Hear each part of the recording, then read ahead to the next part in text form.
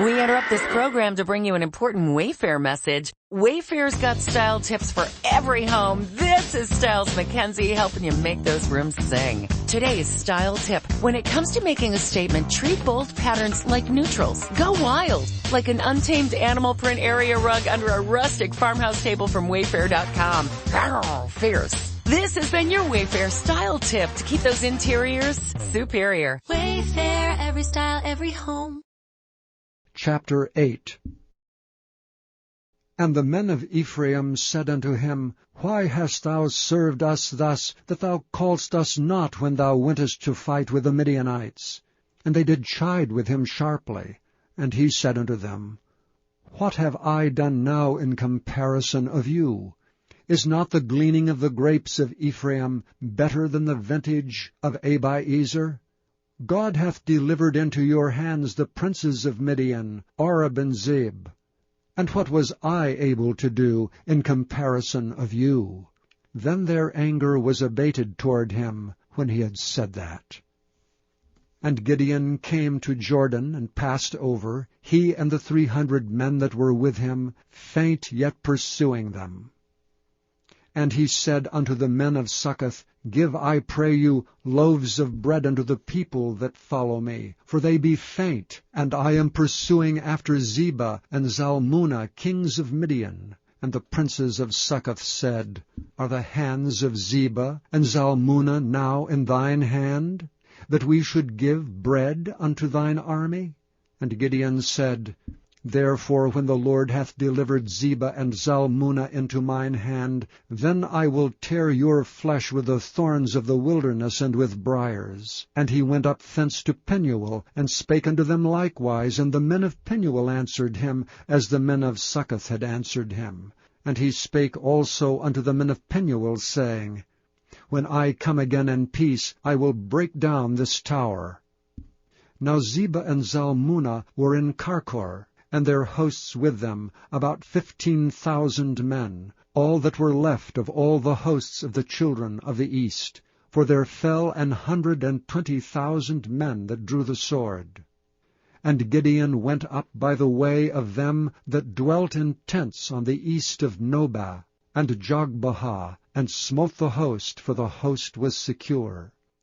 And when Zebah and Zalmunna fled, he pursued after them, and took the 2 kings of Midian, Zebah and Zalmunna, and discomfited all the host. And Gideon the son of Joash returned from battle before the sun was up, and caught a young man of the men of Succoth, and inquired of him. And he described unto him the princes of Succoth, and the elders thereof, even 70 men. And he came unto the men of Succoth, and said, Behold Zebah and Zalmunna, with whom ye did upbraid me, saying, Are the hands of Zebah and Zalmunna now in thine hand, that we should give bread unto thy men that are weary? And he took the elders of the city, and thorns of the wilderness and briars, and with them he taught the men of Succoth. And he beat down the tower of Penuel, and slew the men of the city. Then said he unto Zebah and Zalmunna, What manner of men were they whom ye slew at Tabor? And they answered, As thou art, so were they. Each one resembled the children of a king. And he said, They were my brethren, even the sons of my mother. As the Lord liveth, if ye had saved them alive, I would not slay you. And he said unto Jether his firstborn, Up, and slay them. But the youth drew not his sword, for he feared, because he was yet a youth.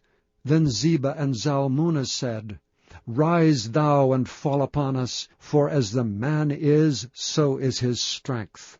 And Gideon arose and slew Zebah and Zalmunna, and took away the ornaments that were on their camels' necks. Then the men of Israel said unto Gideon, Rule thou over us, both thou and thy son, and thy son's son also, for thou hast delivered us from the hand of Midian. And Gideon said unto them, I will not rule over you, neither shall my son rule over you. The Lord shall rule over you. And Gideon said unto them, I would desire a request of you, that ye would give me every man the earrings of his prey. For they had golden earrings, because they were Ishmaelites.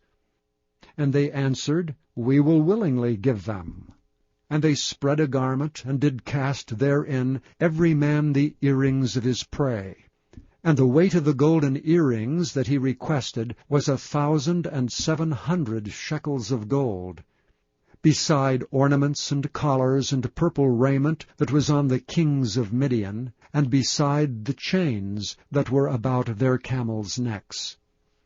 And Gideon made an ephod thereof, and put it in his city, even in Ophrah. And all Israel went thither a-whoring after it, which thing became a snare unto Gideon and to his house. Thus was Midian subdued before the children of Israel, so that they lifted up their heads no more.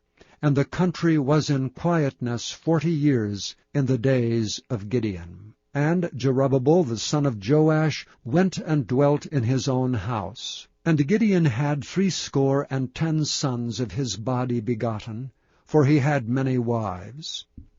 And his concubine that was in Shechem, she also bare him a son, whose name he called Abimelech. And Gideon the son of Joash died in a good old age, and was buried in the sepulchre of Joash's father, in Ophrah of the Abiezrites. And it came to pass, as soon as Gideon was dead, that the children of Israel turned again, and went a-whoring after Baalim, and made Baal-berith their god. And the children of Israel remembered not the Lord their God, who had delivered them out of the hands of all their enemies on every side.